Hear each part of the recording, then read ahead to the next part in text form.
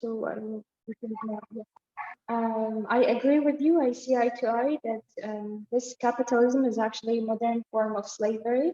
And as you stated, in certain countries in different continents, we can see different forms of slavery actually. And education can help, like social awareness can help to fight against this. And I hope, like, it's really sad, but I hope in the future we can do something about it. Because I don't really favor capitalism, putting the capital in the center of the system. I would go for humanism, where we put humans, their morals, their values, in the center of the system rather than capital. Or instead of putting human in the center, we put human-made things in the center, and that's really disappointing. Thank you so much, Sensabel. It was nice. So I guess both of them were about the same topic, right? The documentary and the article, right? Yes. Okay. Is there anything you want to add? No, thank you. Okay. Thank you so much. And Husseina, what about you, Habibti? Yes. How was your day? Yes, good. Alhamdulillah. How are you all? Alhamdulillah. Thank you so much, Habibti. What about the homework, documentary and the article? Have you done? Yep. Okay, let's go. Okay, I will start with my documentary. It's talking about a valley which calling Honey Valley. This valley located in the far northwestern section of Canada. It's a massive swath of land. Nobody lives inside. This valley maybe someone's said that it includes much of gold. So there's 3 guys decided to visit this valley to prospecting for the gold, and a long time passed and no one knew about them. So their families decided to look for them and call the police. Then after a large searching, the police and the parents found 2 bodies lying on the ground outside of their tent with missing head. The 3rd body, they found it several miles away. It was badly and decomposed. When people heard this happened, some of them believed that a partial of skeleton that was found, not the 3rd guy, but the murdered the 2 other guys, and he made off with the gold. At the same time, some of people believe that all 3 men had been attacked by animals or a group of people. After this terrified story, people stayed away from this valley, Honey Valley. And a few years later, some of prospectors gold and some of people avoid all this and went to the Honey Valley again. But what happened is the same result: body without headless and a burning tent. Later, people rename it Headless Valley instead of Honey Valley. In fact, there is dozens of people missing who have died under the mystery circumstance, and the secrets is still hidden. That's all. Okay. Do you believe such stories, or do you think these are kind of, fantasies or some sort of man-made stories? It's as they wrote, it's a real story from the documentary, but I believe that maybe because of the headless, this is maybe they attacked, some animal attacked him. This is my own opinion. So you mean like there's nothing mysterious, but that's just an animal or any creature inside that attacks anyone who enters? Yes, you can say that, maybe, yeah. Okay, so it's not like kind of fantasy, but that's a real story. Okay, thank you so much. And what about the, this was the documentary, right? Yeah. Or the article? Okay, what about the article? article is about success is your duty. This is the topic. And this is the success from the author's point of view, actually. About of this, what he wrote, I walked up to the fact success is important in order to have a full life. In the second case, I realized that greater quantities of success are necessary that most people calculate, and the continued of pursuit of success should be approached not as a choice but as a absolute must. Most people approach success in the same way that I did when I hadn't committed to it. They look at it as a good doesn't matter, like it's an option or perhaps just something that only happens to other people. Others settle for just a little success believing if they have a little, everything will be all right. Treating success as one option is one of the major reasons why more people don't create it from themselves, and why most people don't even get close to living up to their full potential. Ask yourself how close you are to your full capability. You might not like the answer very much if you don't consider it your duty to live up to your potential. Okay, I missed a line. If you're then you simply won't.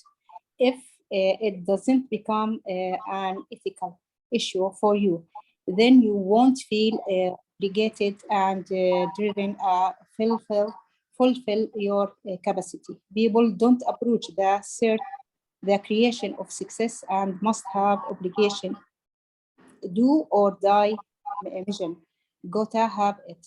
Hungry dog and the back of the meat truck mentality. They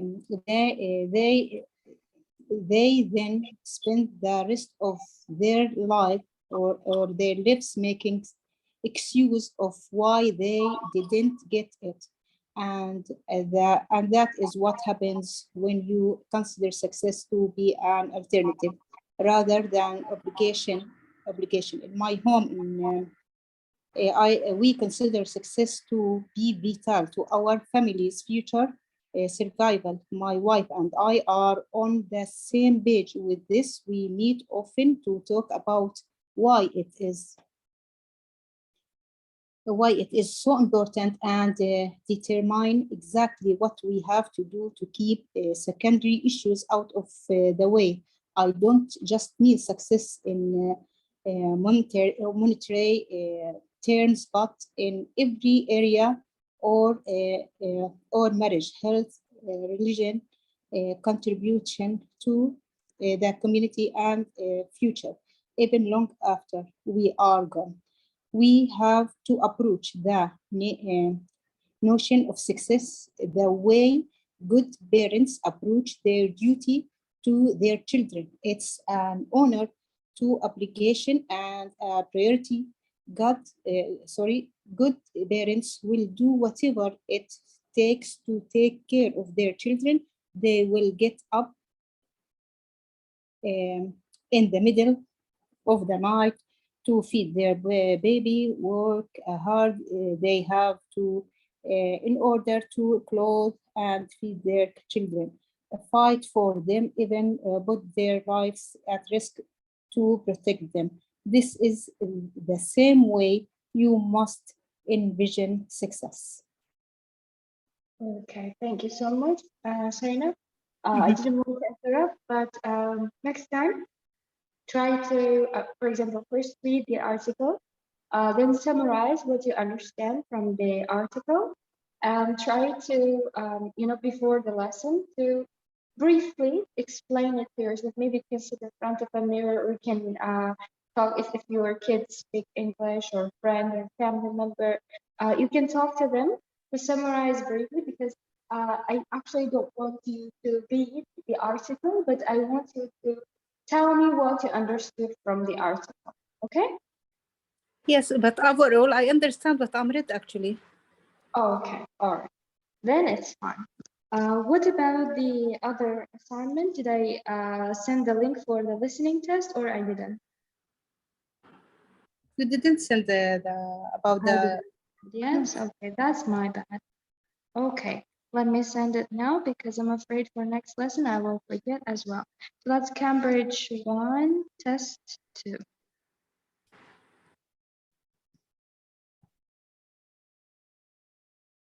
Okay, at the end, the video should contain the, something is wrong, okay. Okay, the video contains the answer key as well at the end, so you can do the test, you can finish, and at the end you can actually check the answers, okay? All right, that's homework for our next lesson. Now I will share the screen so that we can continue with our vocabulary. Document.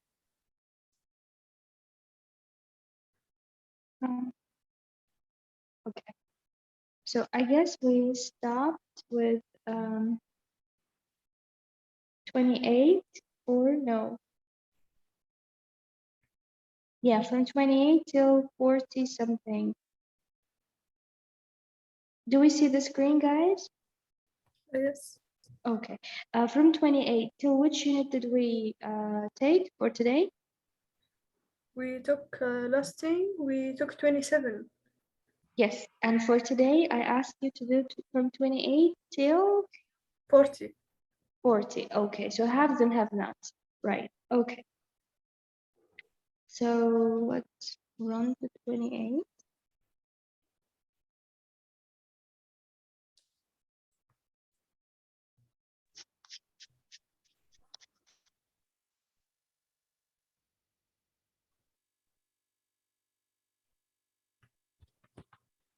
Seven, 8. Okay, describing the world. Climate, vegetation, agriculture, industry, and population. Okay, before asking the vocab, let's talk about these concepts in general. Which of these topics do you think are the hot topics today, like in the center of attention? The focus is on these topics. Which one do you think?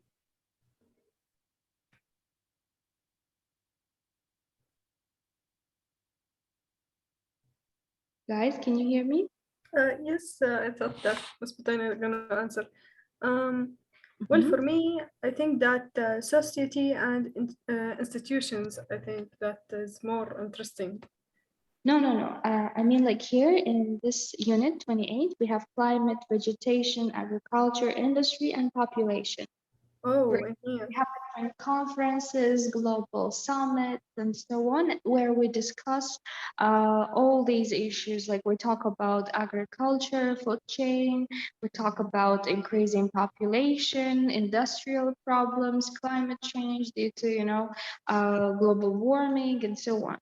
But how do you think which topic dominates over the others? Like which one is more important, like in a critical point these days? I think climate, Climate. Why? because it affects everyone. What about industry, agriculture? Don't they affect us all? They do, but they also get affected by climate. Okay. Do you think we can solve industrial problems or problems related to agriculture more easily than the climate change? Because it seems like we are helpless in the point of climate change. I think like focusing on like improving our lifestyle, like getting rid of the things that could make climate even worse. I think that's the key. But focusing on industry and other things that are, in our hands to actually control, I think it's a good idea. Okay, so you mean like we cannot fight against the nature, but if we, let's say, fix the problems in the other areas like industry and agriculture, it will also have the positive effect on the climate, right? Yes. Okay, at least we will not make the situation worse. Okay, and Husseina, what's your opinion, Habibti?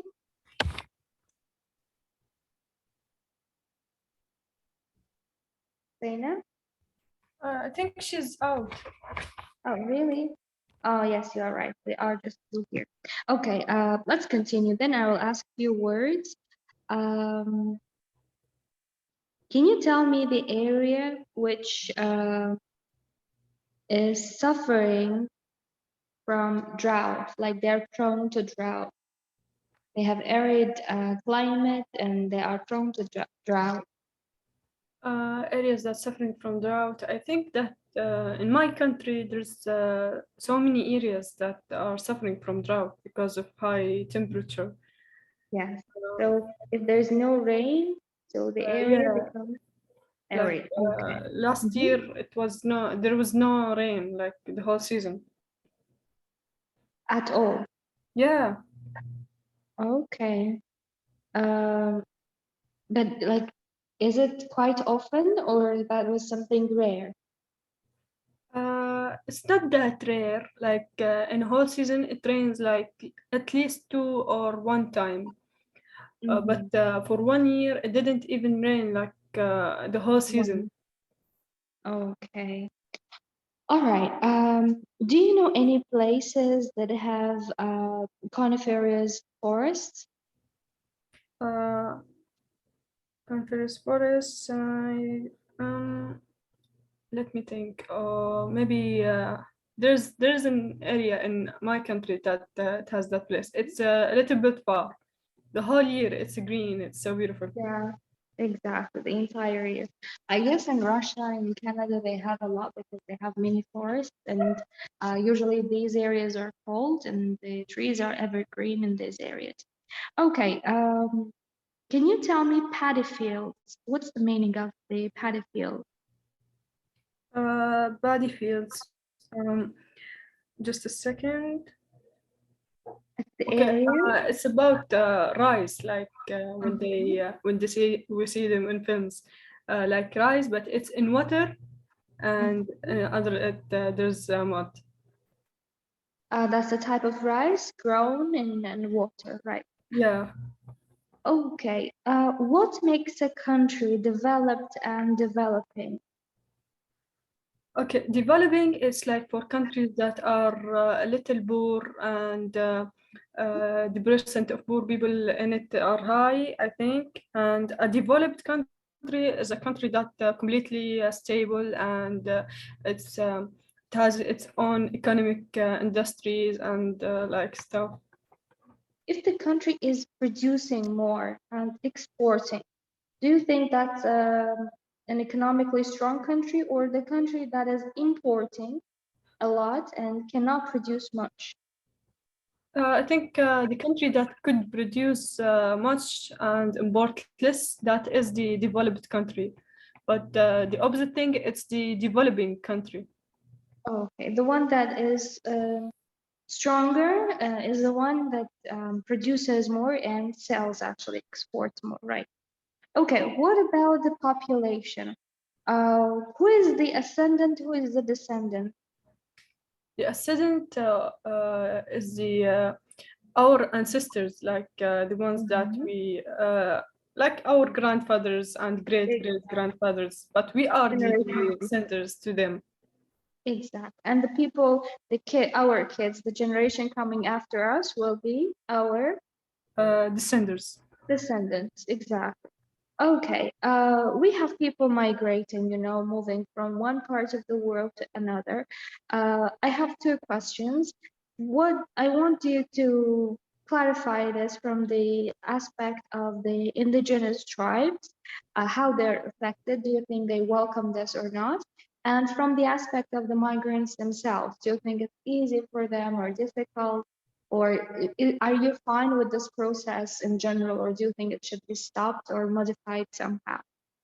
I think it's a process that is necessary because people all around the world migrate from time to time. That's something normal. And I think that other countries should make it more easier for them but under sensible principles, like if making their life easier in their country, like equal rights for migrants and actual civils. But I think that should be under a sensible principle, like not too much easy for them. Or the migrants, you mean? Yeah. It shouldn't be that easy for them, you mean, right? Then everybody would migrate. Yeah, then everybody gonna leave their country. Okay, so you mean they should be given certain rights, but not the same as the indigenous people, so that we can have at least some limitation to the number of migrants. Okay, what do you think is the reason for people to migrate? Because these days, especially, the migration thing has become a huge issue, not only in the eastern part of the world, also in the West, like in Europe as well. It's a big issue. Like people keep moving and moving and moving. What is the major reason? It's mainly for economic reasons, like for work, or because other countries provide more work properties. Like in their country, economic is a little bit shady, but in other countries is more better. I think that's the reason. You mean the work opportunity can be the reason for people to migrate? Yeah. Okay, but don't you think it's hard for them to leave their friends and family and start everything all over again? Do you think there's also cultural reasons or something, or no, economic reasons are the major reasons?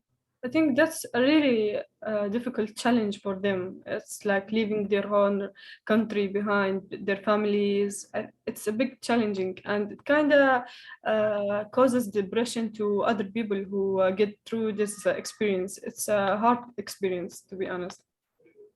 Okay, so economically, situation should be so difficult that people can actually make this decision, right? Because they are leaving their family and friends and Yeah, nobody culturally. gonna choose that unless they really have to.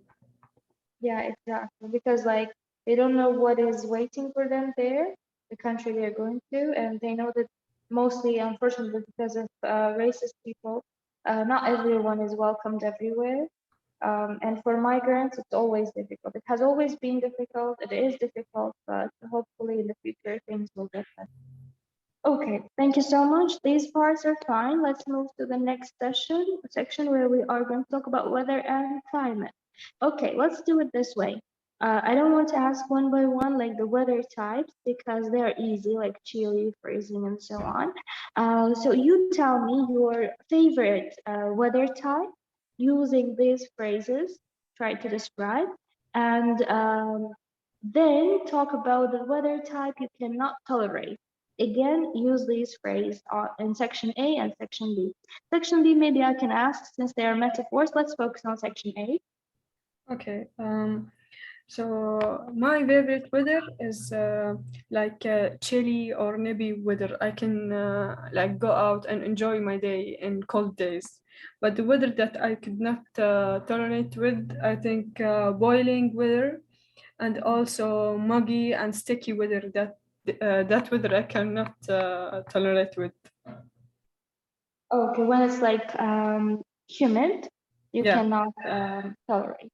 Okay, and about the metaphors, let me pick some. Uh,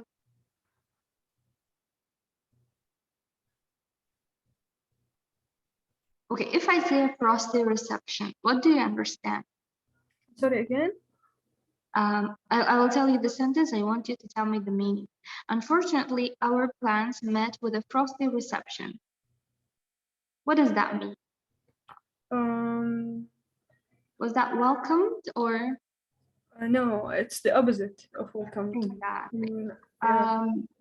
If she has a very sunny disposition, it means? She's very optimistic and like smiley all the day. Okay. If I say he is snowed under with work, it means he has a lot of work or little? He has a lot of work. A lot of work. Okay. I have only a hazy memory of my first day at school. What does that mean? Like a weak memory. She couldn't I remember can, completely. yeah, I can barely remember. Like maybe I remember a thing or two, but Yeah. I don't clearly remember. Yeah. Okay. What about thunderous applause? For example, the singer was singing, or the politician had a speech, and there was the thunderous applause for the speaker or the politician. It's like a loud applause. Exactly. When it's a lot, when it's nonstop, um, social and prevailing in climate. Okay, democracy. Let's move to the next one. And brick walls and glass ceilings. Okay, what is a glass ceiling, first of all? A glass ceiling is an invisible limit that people create for their own selves. Exactly. Like, let's say we have glass ceiling in the company. It means minorities or women find it difficult to excel in the company, to be promoted in the company. Like, technically, there's no reason for you not to be a boss or not to be, for example, the head of your department or something, but you face challenges that don't actually exist. Like, legally, there is no challenge, but people create challenges in their mind or something, so people cannot be promoted. That's what we say, what we call glass ceiling. Actually, there is the barrier, but it doesn't exist. Okay, let's talk about. Okay, come up against a brick wall. What's the meaning? To come up against a brick wall. Okay. I think like being distressed, like something annoying. Let's say you are in a difficult situation Mm. and you don't give up. You decide to face it and win. So in this case, can we say I come up against a brick wall? I think, yeah. Yes, because you're facing the limit, the barrier, the problem. Okay, glass ceiling is clear. The roof fell in on his world, for example. What's the meaning of this phrase? I'm sorry again. The roof fell in. Okay. Like my word had shattered, or it's a Exactly. bad, it's a negative expression. Exactly. What about, sorry, I took time to sleep. What about the window of opportunity? It's like a chance or chances, new chances.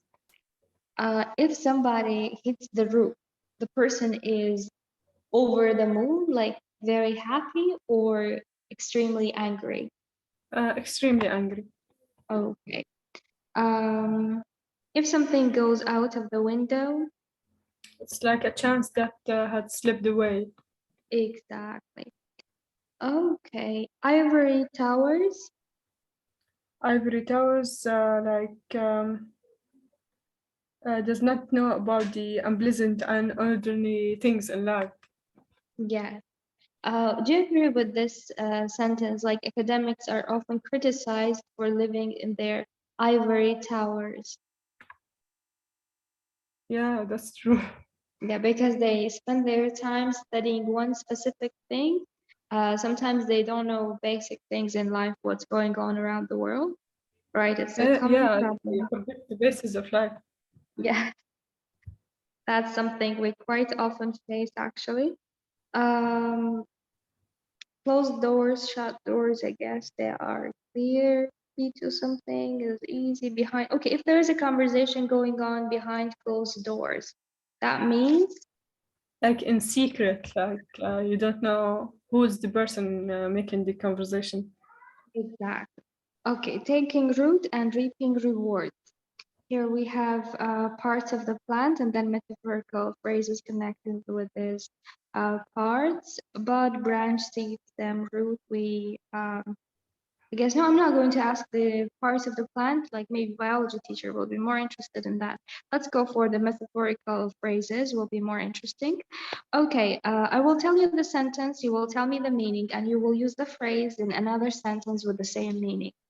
The new boss is planning to weed out older or less experienced staff.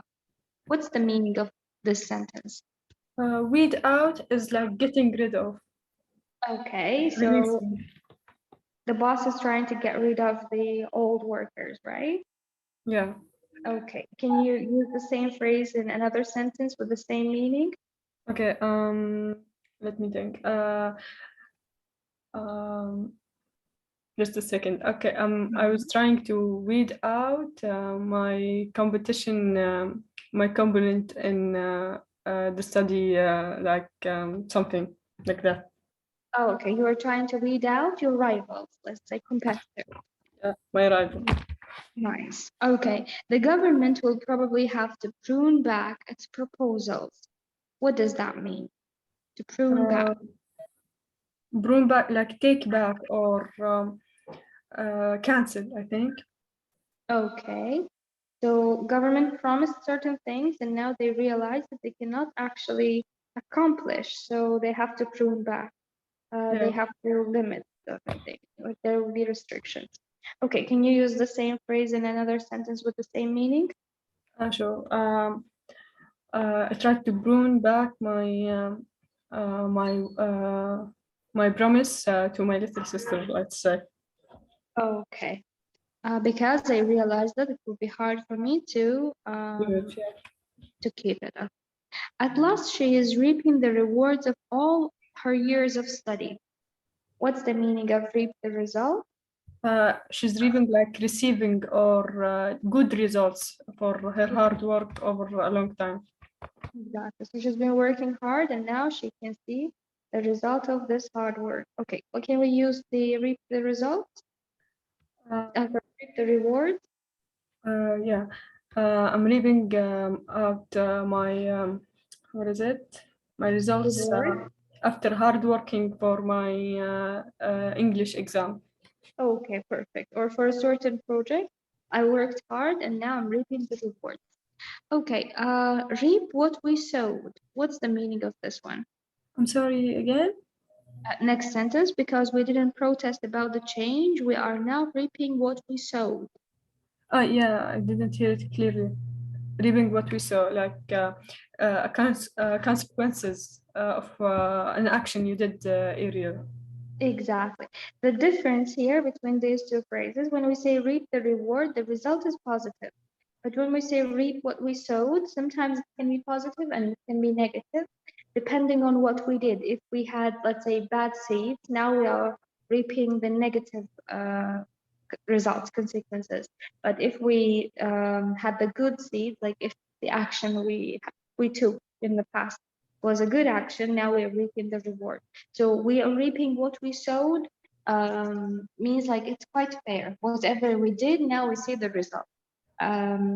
So it can be positive or it can be negative. Mainly for reward, we will think of something positive. For sowing, we will think of something negative. Okay, the journalists have dug up some interesting facts. So it's like digging, you know, dig, dug, dug. It means she had discovered. Exactly. Can you use it in a sentence? Okay, I have dug up a new idea for our upcoming project. Exactly. Or I have dug up a secret that was hidden or whatever. Okay, the idea was germinating while we were on holiday. Was germinating, like it was beginning to develop. It was growing, yes, beginning to develop. Let's use it in another sentence. Okay, was germinating. I think our work was germinating. I think that's it. Yeah, when other colleagues started to contribute to the project. Out-of-town shopping centers have been sprouting up all over the country. Okay, sprouting up, like appearing quickly in large numbers. Exactly. Let's say they start with one shop, and in a month or two, they have like 200 shops around the city. Like they are growing fast in quantity, in big quantities. So can we use it in a sentence, in another sentence with the same meaning? Sure. The new released movie have been sprouting up all over the cinema. Centers. Amazing. Books. Very nice. Our business is flourishing. It's doing very well. Okay. If the business is flourishing, do you think we have the chance of going bankrupt? No, it's like a good Growing. way. Sorry? You said going backwards, right?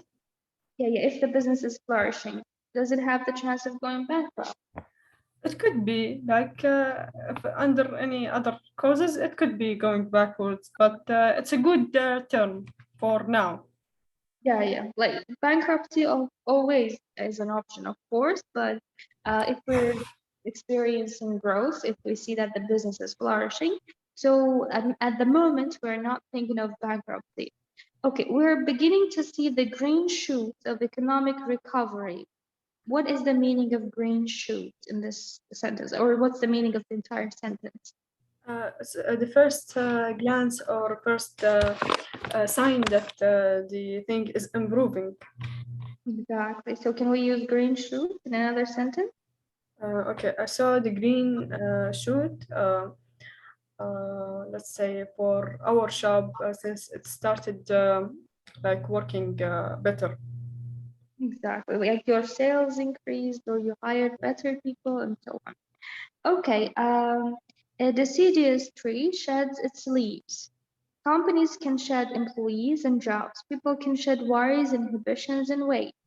Plants can thrive, so can people and things, blah, blah, blah.